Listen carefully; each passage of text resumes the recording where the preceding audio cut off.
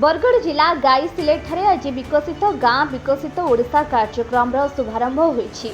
गाँ माटीरू ही प्रकृत विकास आरंभ। गाँ उन्नति हेले देशर विकास रे अग्रगति हेब एभली मत रखिथिले उपस्थित अतिथि वृंद।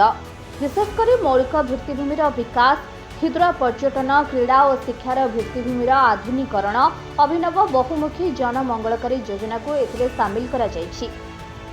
ଏହି राज्यस्तरीय उद्घाटनी कार्यक्रम सीधा प्रसारण करा मुख्यमंत्री द्वारा उद्घाटन कार्यक्रम को वीडियो कॉन्फ्रेंस रे देखिबार व्यवस्था करा। ब्लॉक अध्यक्ष प्रणय कुमार साहू, वीडियो लक्ष्मण माझी, जिला परिषद सभ्या झरणा पाणिग्राही, एवीडीओ भीष्म माझी समेत विभिन्न पंचायत आसिथिबा सरपंच, समिति सभ्य, लोकप्रतिनिधि, प्रशासनिक अधिकारी, विभिन्न विभाग अधिकारी प्रमुख जोगदे एही योजनार आभिमुख्य एवं यार कार्यकारी संपर्क में आलोकपात करथिले। कार्यक्रम में विभिन्न पंचायत आसिथिबा जनसाधारण मध्य सामिल होइथिले।